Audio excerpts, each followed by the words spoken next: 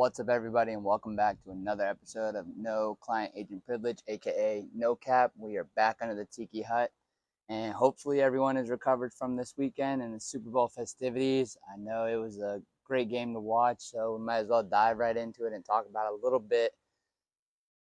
It's about exactly what I was expected. As much as I wanted San Fran and CMC and my guys over there, playing against Bosa in high school, you just don't bet against Patrick Mahomes. It's just we've seen it, time and time again in his young career, and he continues on doing what he does best. So I think the game was overall, refs weren't too implemented in the game, like changing momentum, stuff like that. Ray with the trying to recover that punt that hit his teammate's foot, that huge momentum swing. So overall, the game, I think the only thing I mean people were crying about was the Taylor Swift, like a 56 minute or 56 seconds of Taylor Swift during the game. Oh my God, crazy, wild. But again, I don't know why people even have such an issue with that. I mean, it's not like she's going to the TVs and like telling them, "Hey, put me on the put me in the middle of the game, put me on the TV screen." So, not quite sure why everyone's losing their mind over the Taylor and Travis. Why she's ruining the game of football, where she's literally just loving a game that her boyfriend's playing. So, and if you had the over on him proposing after the game, I guess you guys lost that too. I definitely would have taken it. So, but in agency news, had two clients sign, one to the German Football League and American football for Chad, and then another, D'Angelo. He's heading over to Austria to play in the EFL, the European Football League. So we got a couple more to go, and should have a full roster. Working on basketball right now as well. So on the agent side, cranking it out every day is something. If you don't know about the agent world, I mean, that's kind of why this podcast is here as well. Between pro, NIL coming up, I have a whole new system coming to launch in March. So that'll be a whole nother process that we're going through right now at the agency. And again, just trying to learn and still navigate through the NIL world as guidelines and things like that are still being discussed. And, even on Pat McAfee over the last week over in Vegas, even Drew Rosenhaus came out and was like, yeah, I would help set up, rules and regulations, stuff like that. And I agree. I think there should be some type of rules, guidelines, even just to not necessarily to cap anything, but more so to give a basis of what needs to be handled before it's not out of hand by any means. They think it is because of the amount of money that's being thrown around. That's not really the case. It's just because we've never dealt with that type of money in college athletics that people are like, oh my God, it's so crazy. Whereas in 2 years, a freshman who's a 5-star that's about to make the NFL is about to do the exact same thing, except now they're doing it 3 years early.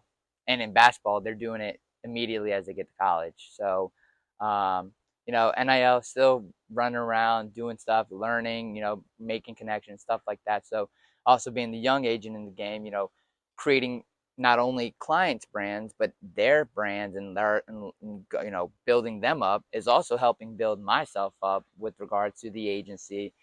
Who I am, what we stand for, why our agency is run the way it's run versus some of the conglomerates that are, hey, we see you, we've got the connections and we can get you, number wise, we can get you whatever you want. It's like, I don't want to be like that. I never want to be like that. Not that I don't understand the business side, that, the money is there and the money's good when you become or join a conglomerate or a larger scale agency.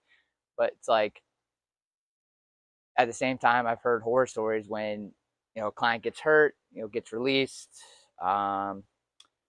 it doesn't go the way they planned. And then that agency just goes, hey, sorry, good luck with, the rest of your career. And I've dealt with some crazy stuff happen between clients' injuries and things out of hand, you can't control, and still you got to bounce back, and you still go to work as soon as the bad is done. So, again, with regards to continually growing as an agency as well, it's always something, learning and growing. No mentor or anything like that for myself. So, really trying to not only learn not too harshly and taking too many hits to the chin, But again, grinding every day is, it's part of the, even if you are at a conglomerate or anything, that's just part of the, bigger picture of the agent world. You always have to be grinding. I mean, unless you're lucky enough to own the entirety of the agency and you have five, six other agents that are going out and doing all the traveling and signing clients, and then you're just getting a piece of it.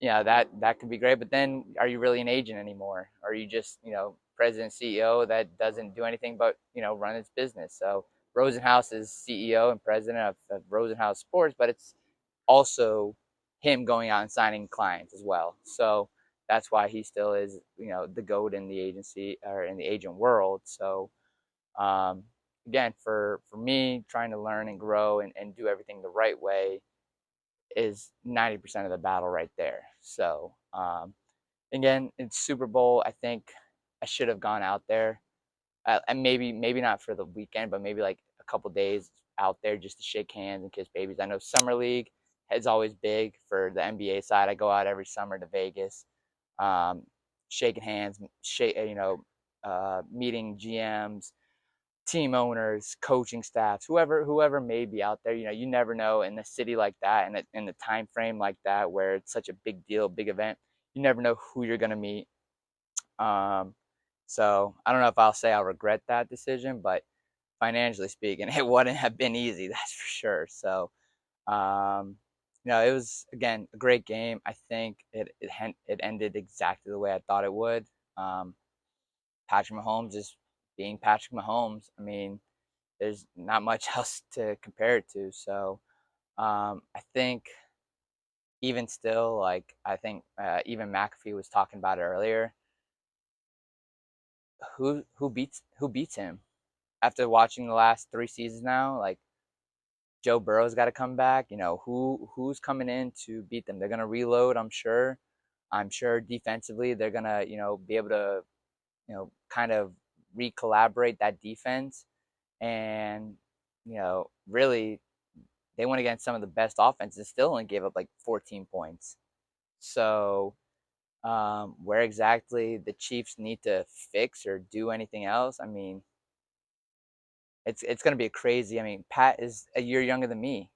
So he's 28, I'm 29. Like, the fact that we're an age gap and he's got three Super Bowls and two MVPs is like, what am I doing?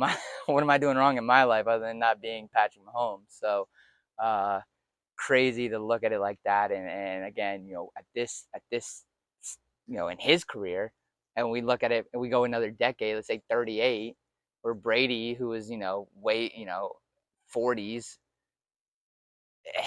who beats him? Who beats Pat, out of these next decade? Who's gonna beat him multiple times, multiple games a year, playoffs, divisional, whatever it may be? Who's stopping him? And especially because it's not like, we take Tyreek out of the picture. I think they were like undefeated since they traded him in the playoffs. They're like 7-0 or whatever since trading him. So it's so when you look at it from a schematics, like, did you even need Tyreek? I mean, I guess not. I mean, he's doing great on the Dolphins, don't get me wrong, but on a scheme side, the offense ran just as smoothly, but again, look who's back at quarterback. So again, where does the league go? How do you get more competitors or competitive? I don't know. It's going to be a tough one. I mean, I believe that I mean, the NFL is good. I mean, the AFC is really good and young. I mean, the CJ Strouds, the ARs. Could you imagine if Harbaugh gets JJ McCarthy this year in the first round or in the second round, and JJ goes out there and learns under Justin? 4 years goes by, they don't want to restructure that contract for Justin. They take JJ and make him the start. We're right back to Michigan right now. The last two seasons. I mean, it could definitely happen. So again, really trying to see where the league is going to be in the next 5 years is scary, especially if Mahomes and them they just keep doing what they're doing. I couldn't tell you who's going to come back and really put the issue on that offense. And it's not like their defense was slack at all. Chris Jones was he was inches away almost like every other play to making Brock Purdy, uncomfortable, or at least giving him a love tap, a love push, something, anything to get in his face. So, keep him happy, restructure his contract. You go in, you Travis, maybe a little bit on the interior offensive line, and then you get another wide receiver that can kind of help, funnel through that offense. It's like, oh, well, there we go. Like we're rocking and rolling now. So it should be interesting to see where the league is in the next, I'd say next 2 to 3 years. See where Pat is at. See where Andy Reid is still coaching, whatnot, and how many Super Bowl they've won since then. So I guess we'll follow back up with this episode in 2027 and see how it did. So again, the league is so young. The torch has finally been passed from the Brady's, the Roethlisbergers, the Eli, the Peyton, all those guys that were the quarterback winning MVPs, Super Bowl champs, all that. Those guys are all now gone. Now it's all these young guys, and who's gonna build the next dynasty of football? I mean, right now, obviously, Patrick Mahomes has a big lead on everybody. I mean, still got a lot to go with Buffalo. Um, even the really really young teams like Carolina and stuff like that. Like, who knows what they're gonna do? Same with Atlanta. I mean, look at Tampa. Can Baker really go down to Tampa and build something special? Maybe. Definitely maybe. So, um, and then for me on the personal side or business side, the agency, going up to Auburn this weekend to watch Denver play. They're at Kentucky, or no, Denver, or Auburn is at at home versus Kentucky this weekend. And they have college game day there. Crazy enough, I didn't even know until I had already booked it. And of course, because Auburn is, so highly ranked, and Kentucky's as well, this game is going to be insane. It's in the jungle. I'm sure Charles Barkley will be there. So if you see me and Charles on TV together, you just, I'm waving to you guys. All right. So, but hopefully Denver goes off for a big game. Um, definitely going to be, crazy pack, crazy, weekend in general in Auburn. Never been. Should be a good time. Excited to see Denver. Haven't seen him play in person at Auburn yet, so this will be my first one.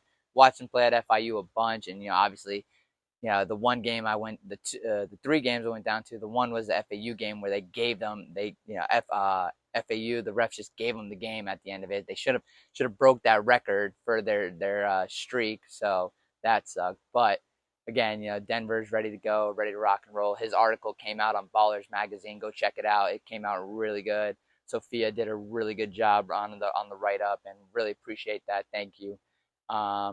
Again, we try to put our clients into the best. The PR, the marketing deals, everything that comes along with being an agent and agency.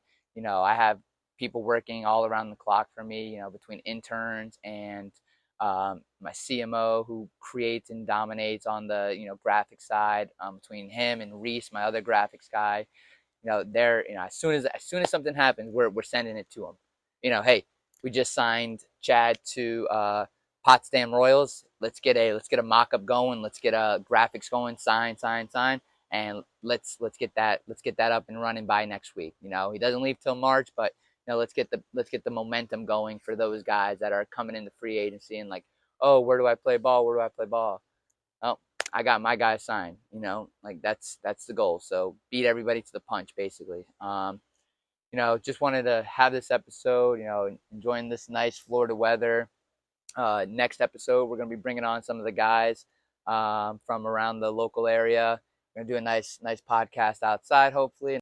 Weather permitted, obviously, is half the battle with Florida. So we'll keep you guys posted on that. Please feel free to leave any comments or topics that I should go over and talk about as an agent, as an agency. If anybody's interested in talking a little bit more in depth on me going and doing speaking arrangements, I know a couple of people have asked me about the NIL summit. I think that's in Atlanta. I don't know the people who run that. If anybody has connections there or whatnot, please feel free to reach out and let me know who I can email and talk to.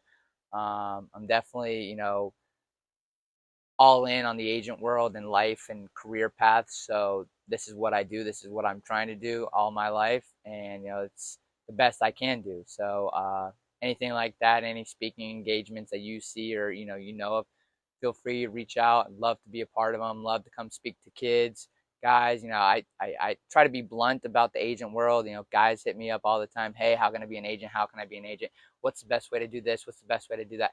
And again, there's no blueprint for any of this stuff. It's learn as you go. But the only thing I would say is you don't need to ask those questions. You need to go find out for yourself what is going to make it best for you, because not everybody's path in this world is exactly the same. Just because you think you love sports does not mean anything.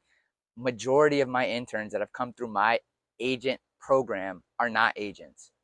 I have two out of over a dozen.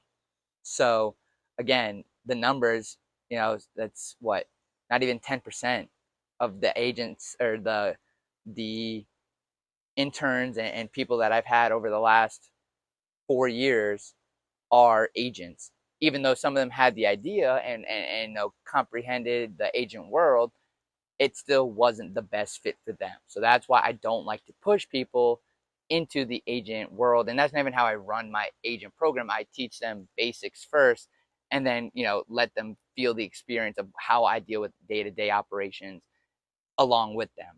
And then obviously if it's not what they're up for or what they look for, then they go and they change and they figure out what else is out there for them.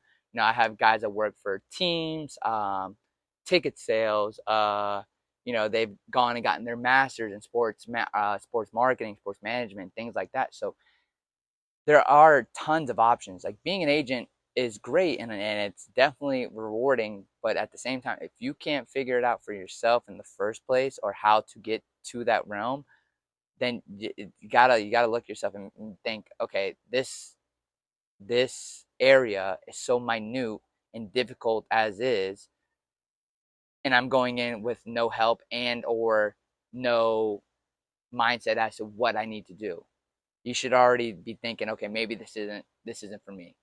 Because you, as an agent, you need to figure it out. That's 90% of it. Is you need to figure it out. So again, that's where I stand with all that. I think I've said that before in multiple videos, TikToks, whatever it may be. But yeah, I think again, now we got March Madness coming up. We're gonna have NBA championship. Probably do a Euro trip video. I'm gonna go see my guys D'Angelo and Chad over the summer. So get ready for some good content. It'll be pretty cool. Hopefully, get to take you guys along for the ride for this year. Got a lot going on and a lot of big things coming up. So look forward for you guys to being a part of No Client Agent Privilege, aka No Cap. Appreciate you guys joining for this episode. I know it was short and sweet, but please feel free to comment and express any feelings for new content, what you guys would like to see a little bit more in the agent life, more so than under the tiki hut. Again, like I said, I'll have more clients in town and around. So once we get those going, you guys get to hear some of their stories and some of the journeys that my guys have been on. Talk about from the ground up, coming out the mud. That's all of us. So look forward to seeing you guys on here, and thank you for watching.